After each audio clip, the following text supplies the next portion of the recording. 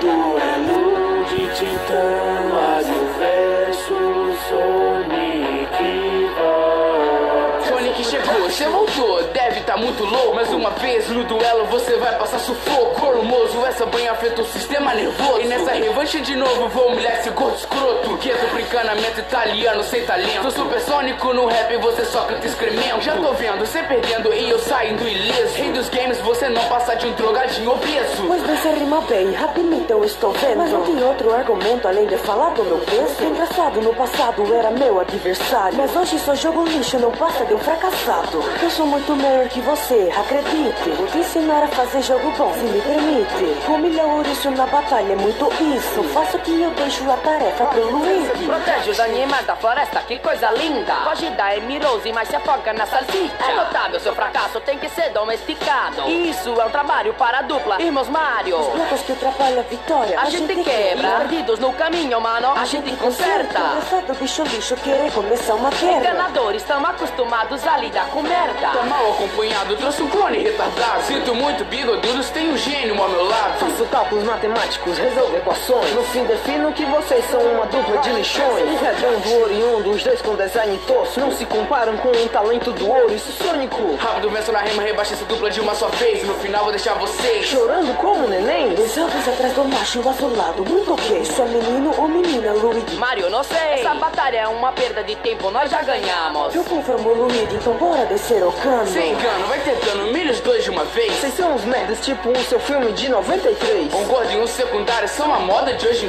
E a dia. princesa Peach Mario não passa de uma Putinha. Seus trash me escute, cheguei na track com chute. Querem um mito, namora, então toma Crash Bandicoot. Italiano curte o cano, não tem pra onde correr. Nem com sopa de cogumelo cê iria me vencer. Um animal falante que salva a floresta, puta história. Se até parece comigo, mas tirando a parte foda. Bate e rebate, esse rap é meu ultimato. Vocês são tão bosta que eu venço sem usar o acu-acu.